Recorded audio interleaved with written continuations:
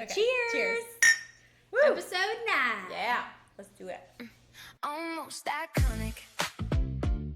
Taking action in the almost. Talking messy life and Okay, so today we're going to be talking about body image and specifically kind of our generation. So sadly, our generation is, what are we, what are we? I'm millennial. Millennial. Yeah. I was born in 89. I think you're millennial too. Yeah. Where's my dog? I don't know.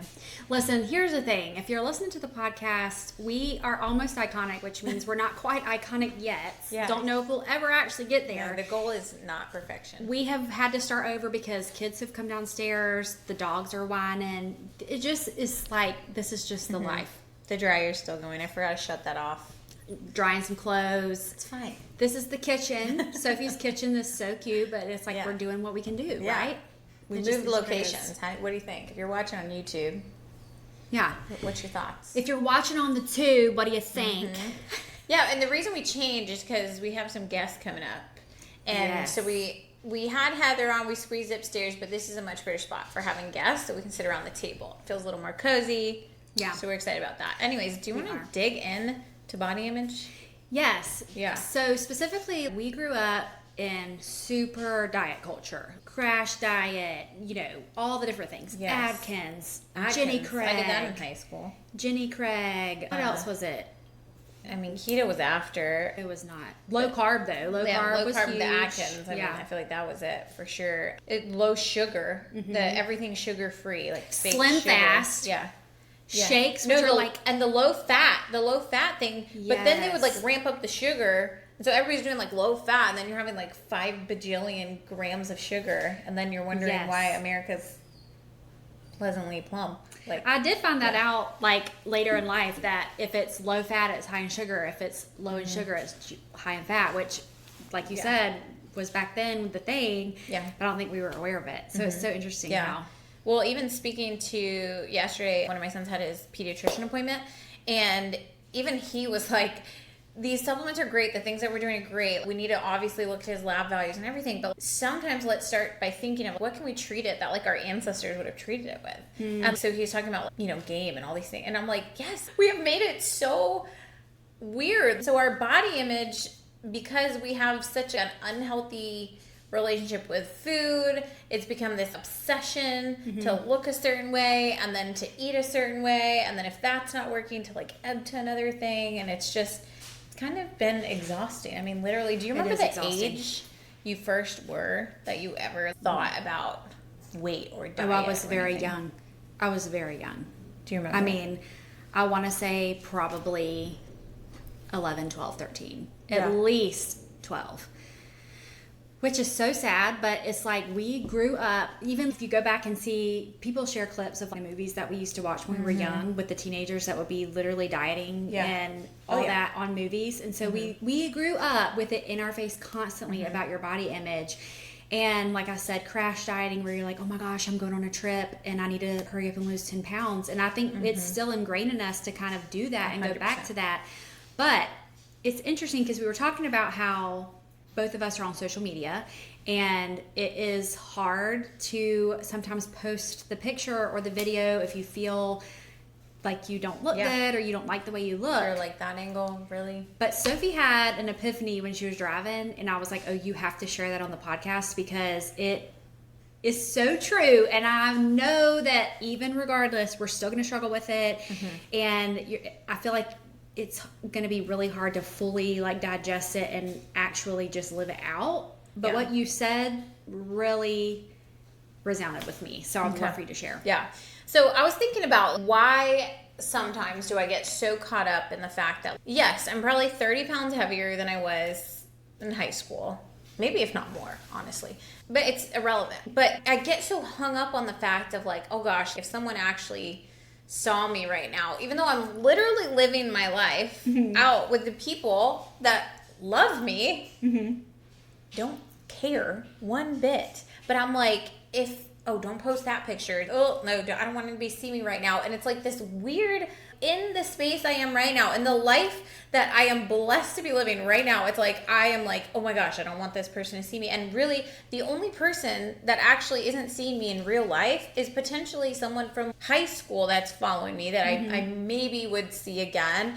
Or maybe because I know that I looked different then. But I had this realization of, okay, so I'm worried that 20 years ago, they might be thinking, oh my gosh, in 20 years you've gained 30 pounds. And not flipping the script and saying, or maybe they're like, dang, in 20 years, she's accomplished having 4 kids. She has a daughter now who's driving, like so insane. I mean, not like people are talking about you, and that's the biggest thing is nobody actually is thinking these thoughts. But if we flip the script and say, you know, like what if they're obsessed with me? What if they actually are obsessed with me? Wait, because I mean, ultimately that's what it comes down to when we're scared of like, oh my gosh, what are people gonna say if they see my picture and I look this huge, and they'll be like, oh my god, did you see her?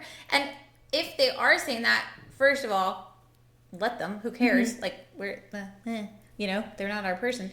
Yeah. But if really the reality is they're that obsessed with you, they're going to be seeing the things that are like really awesome that you've achieved. Wow, you've built this business. Wow, you've like really faced a lot of fear and overcome it. Wow, she's gone through that and I'm inspired. And they're not going to be thinking or obsessing over these 30 pounds that we tend to literally obsess. My leggings, even today, like going to teach my spin class, I was like, oh, my leggings even feel snug and my shirt felt snug. And I'm like, da-da-da-da. And then I looked in the mirror and I'm like, no, this is so ridiculous. You are going to move your body and be healthy.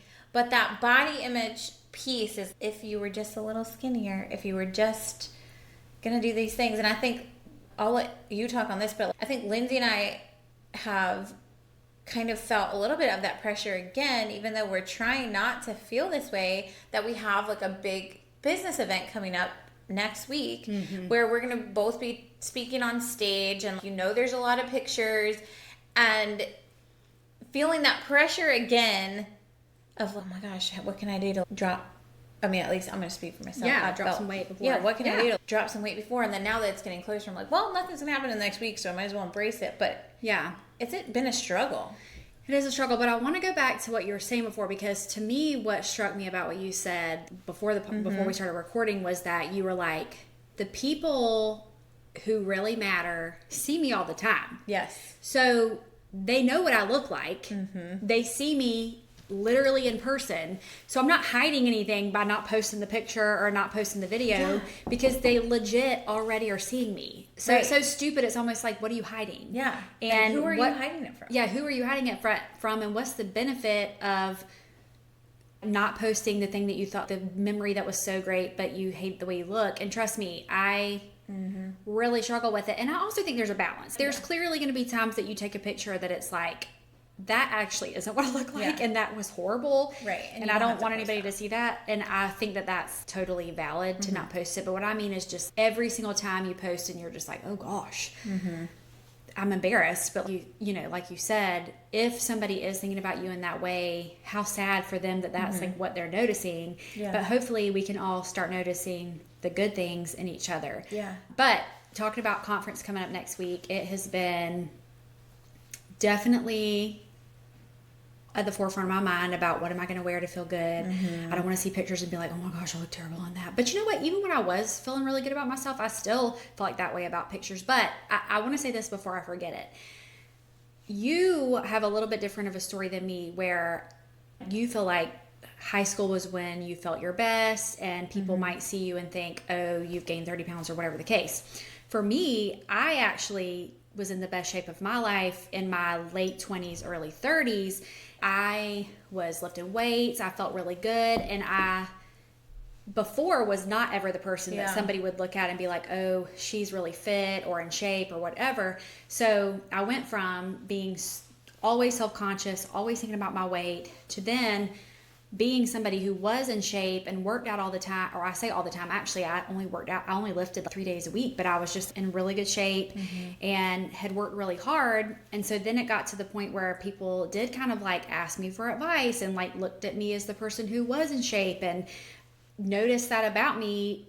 And I think that's why, for me, it feels even hard, because I had finally got to that place where I was like, I'm no longer the one who's just self-conscious all the time. I'm no longer the one always thinking about my weight. And it felt so good. And I actually remember when we lived in our camper, I remember being in my room, our little room, and standing there, and it hit me. I was like, because I think I was packing for a trip or something. And I was like, wow, I need to realize that I'm finally at a place where I'm not worrying about crash dieting and like hurrying up and losing 10 pounds before this trip. I feel comfortable in my skin. I like the way my clothes fit. I don't really feel self-conscious about any of that. And I stopped and just took that in for a little while and really just appreciated that. But then now I feel like I'm like back. And I feel like it's so silly, because it's not, we're 100 pounds overweight or anything like that. And so many people struggle with way worse things, and it feels so silly to even worry about it.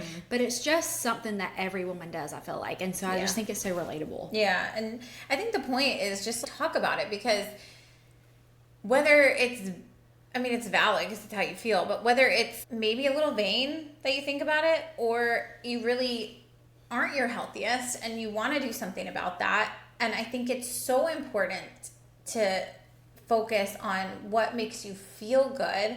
And I think when we can focus and have that intention of like, what makes me feel my best and my most confident, and then pursue it from that perspective versus, okay, I'm going to do this just to look good for this event, and then you have those temporary wins, and then you're going to go back to feeling self-conscious because your motivation isn't, maybe vanity can motivate you pretty long, I guess, but for me, it's like, I think there has to be some other kind of motivation. Just in the last 2 weeks, I renewed my certification for teaching spin class, and so I've been consistently just doing 45 minutes on the spin bike daily. And I am telling you, that is more powerful than any anxiety medication I've tried, or any, obviously God's the Prince of Peace and he's going to be the giver of peace, but he equips us with the ability to move our bodies. And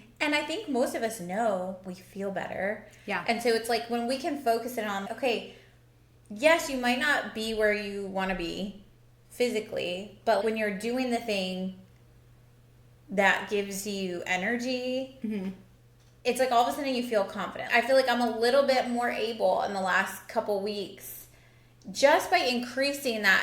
For me, it's been like that 45 minutes on the bike and the music and the endorphins, and the dopamine, and that for other, that's also a really good like stretch and power flow class and stuff like that would make me feel really good. So there's lots of different options you can do. But I feel like it almost makes me feel more confident, even though on this scale, we were talking about this, I'm like, how is in 2 weeks of doing something like this scale hasn't even budged, but mentally, I feel so much better these days. And ultimately, that's the point. Yeah. Right? And I'm able to shrug off a little bit of, I don't really love how I look, but I'm doing the work. And I feel proud that I'm putting in the work. Yeah. So I think maybe that's one of the antidotes. But I also feel like just digging in and being like, why? Why do we actually care? Yeah. And maybe even like posting a picture of, like, I don't know, posting the picture. Like, and what's the worst that could happen? Yeah, so you're like, fine, they saw me. They saw me and my 30 pounds heavier. Secret's out. And Secret's out. like, and I don't know, take some of the shame off that. I don't know what it is. Like, well, I also told Sophie, I was like, I also feel stupid when I really think about it, because I had posted a reel yesterday, I think it was, where I was joking about how, like, when somebody says that they look really bad, but they actually don't look really bad, but like when I say I look really bad, I actually do, the greasy hair, the double chin, whatever. And I was like doing like an angle that was like terrible, on purpose. But I told Sophie, I was like, I almost had this moment after I posted it where I was like, ooh, people are going to actually see that and know, ooh, wow.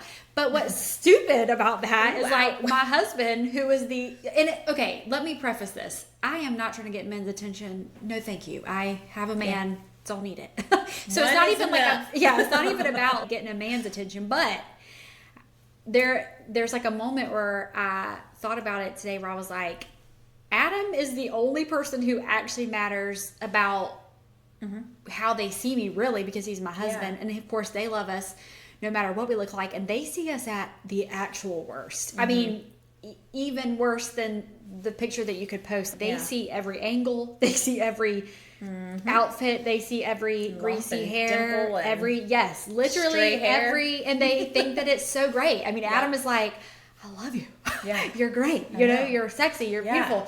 And it's like that's not enough for us. I know. And I hate that. And that's what I feel like Ben has said multiple times. I wish you could see you the way that I see you. Like, I wish that you didn't feel this way. I don't understand. What can I say? What can I, like, help? And I'll hear him say it. You look beautiful. I'm like, you know, like in my head. And also, if you don't have that kind of support and encouragement, I encourage you to find a really good group of girlfriends, because I know that not everybody maybe does feel like lifted up by their spouse in terms of physicality. I know we all got stuff, you know, with our relationships. And know that it's also normal to have people in your life who you know are critical of the way you look. Because I mean, I'm not gonna lie. I very much know that there are probably people in my life that I love who do notice the extra pounds, and they probably are thinking like, wow, dang girl, she's gonna let herself go. Yeah. But you know what? That cannot be my problem. No, that's really actually their problem. Yeah. That's not my problem. And when you were saying about, you know, your husband tells you those things and you hear it and you're like, that's great. But that just goes to prove that it's totally an internal thing, because even with a supportive husband, even with supportive friends who see the beauty in you and tell you all the time, it's like you still internally struggle with that. And I hate that. And I wonder, like, I have made a very conscious effort to not talk about this kind of stuff in front of my daughter. Now, I'm sure she has heard some things, but after she was born, I was like, I am not going to have her grow up where all she hears her mom say is pointing out all the things she's insecure about, all the things. And I really try to be so conscious about, even if I'm trying on clothes and I feel like, oh, I look fat in this, I don't say I look fat in this. I might just, if she's like, you know, right there with me, I might just be like, you know, that's not my favorite or something like that, because I don't want that to be the constant head noise that she has. Right. I wonder, she actually seems to be a very confident person in her body, and just like, almost like it's just not even something that she worries about. Now, I'm not naive. She's 12. She'll be 13 soon. I'm sure that there are certain things that she does think about. And like before she had her back surgery where she had scoliosis, I know that I think, you know, she would say this to anybody, so I'm not calling her out. She didn't like that her shoulders were crooked and things like that. But I feel so sad to think of a time where she might start looking in the mirror and point things out or feel insecure, because, you know, we think our children are so beautiful, and nobody's perfect. Everybody has things that they're going to struggle with, but it's so sad to think about the time when they might be in their room looking in their mirror internally thinking about something that they don't like. That moment. Yeah. And it just makes me sad. And isn't that like so beautiful? I feel like God looks at us and like, I created you wonderfully and fearfully made. And to be a light, we are a light, the extra weight, that whatever, you know, like we are capable of doing amazing things because God created us, and yet we get so hung up on this. And just like when we see our kids and we're like, you guys are so capable and beautiful, and that's how we should be walking in that confidence, you know. And obviously it's hard. That's why we're having the conversation. It's hard. And I guess this is the reminder of, if you need someone to come alongside you and say, you are beautiful and you are made perfectly as you are. Yeah. To be a light and to be love and to be that support to one another. Like, we all need it. We all need it so much. We do need it. And then, you know, like, what is the balance of being able to talk through those things that you struggle with in honesty, but then the balance of not letting it be all that you talk about or all that you think about? Because I do want Jovi to be able to come to me and say, I'm really feeling like whatever. If she ever felt like that, I don't want her to ever feel like, well, my mom doesn't ever say this stuff, so this must be weird. So like, what's the balance? And I guess those are the things you have to just turn over to the Lord and know, God, just, you're gonna have to handle those things. Like, let her know, help her to know that I'm there, you know. And you can tell your children that all you want to. I'm there for you. I think when it comes to body image, something that I've always focused on, and I don't know if that's good, or, you know, my kids will know as they get older, but I mean, Peyton's 16, Grayson's 14, Caleb's 12, and Elijah's 8. So, I mean, I have just always tried to focus on these. Eat more of these things because they're going to make you feel strong, or that's going to make you have a clear mind, and it's going to help with some anxiety. Or even with my kids, like when I'm not feeling my best, even physically, I've got to work out because mentally I just feel better when I'm strong and when I'm working out and when I'm getting those endorphins going. And even to sometimes even use those scientific terms with kids, because it's a good thing to take care of your body. It's a good thing to work out. It's okay to feel like, oh, I'm just not feeling my best, like physically. I need to start moving my body and get strong. And that makes me feel so much better. It doesn't have to be about... It's not a punishment. Yeah, it doesn't have to be about your physical image, but instead of that, it's like the overflow of that. What does that look like? Yeah.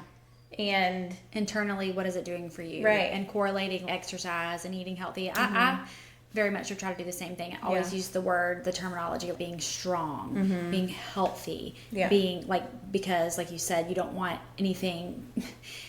I do struggle with that balance of diet because, and I say diet, not meaning like when you're on a diet, I mean like your diet of what you consume. Yeah. My child has a sweet tooth, just like my husband. Like they have a sweet tooth and that is like their thing. Yeah. And so we try to teach balance of like, you can have one dessert a day. Yeah. And obviously, like, there are going to be times when we have more than one dessert a day. But just to say that, like, it's not bad. But if you overindulge all the time, then that's when it's a problem. And it's not because of your weight. It's because of your health. Right. If you're just consuming sugar and desserts all the time, you're not going to feel good, which is going to make you be sedentary, however you say that.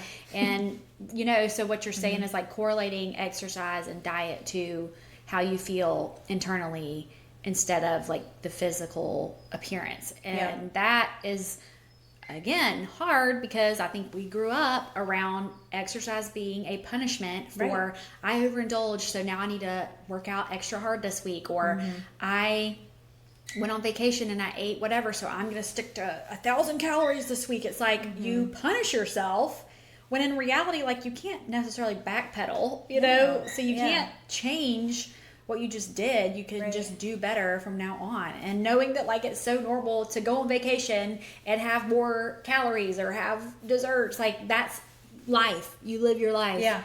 Gosh, it's so hard. It's so hard. Balance. It really is. It's like such a mental struggle. And I'm sure it's very relatable. I'd love to hear like what you're connecting with in this story. I'd love to get some other people on the podcast, nutrition and pediatrician. Like, I was talking to my doctor about some stuff, even the medical aspect of what is it actually doing. I feel so strongly because I've been beating myself up over this over the last like few months of just like how uncomfortable I feel. And it's like enough is enough, Enough is enough. And we do it to each other. We do it to ourselves, and we would never do it to anyone else. We would never speak that way about anyone else, but we can like literally tear ourselves up. And I just wanted to have the conversation because I'm tired of thinking about it all the time personally. And I know there's people out there struggling with it.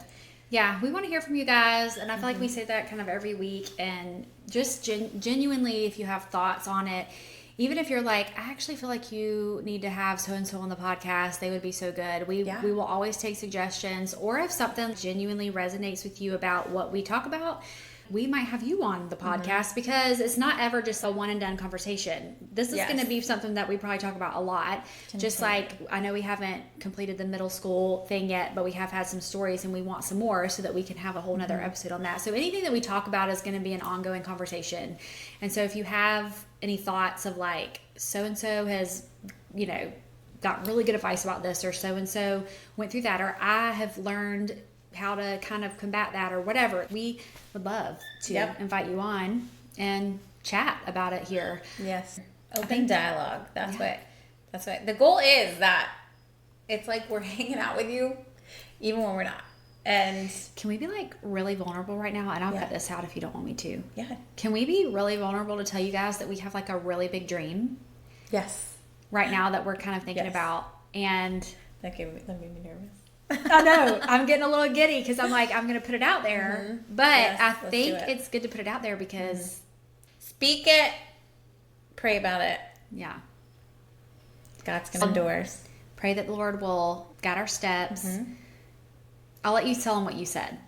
We were yeah. done with the podcast a couple of weeks ago, and Sophie was like, I really just felt so strongly that we were supposed to have a live show. and it was so exciting when she said it, Yeah. because I kind of looked at her.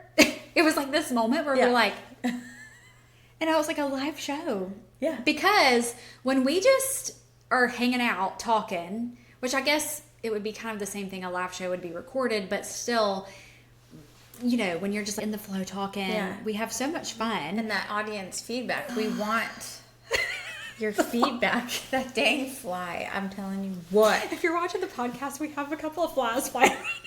Almost iconic. This is why we need a live show, so we can be in a studio. No. And then the like ceiling's gonna start dripping or something. No, but really, because everything, and I feel so strongly about this, like everything is going more and more and more and more digital, AI, whatever. And I want to be able to reach people all over, so I'm grateful for technology, but I don't want to lose the fact that we need and crave and we are built for connection. And I want to be able to look at you, and when I speak, I want to see it, and I want to see what's stirring up in you, and I want to ask you what you're feeling, and I want to dive into it. And Lindsay and I want to do that together. Yeah.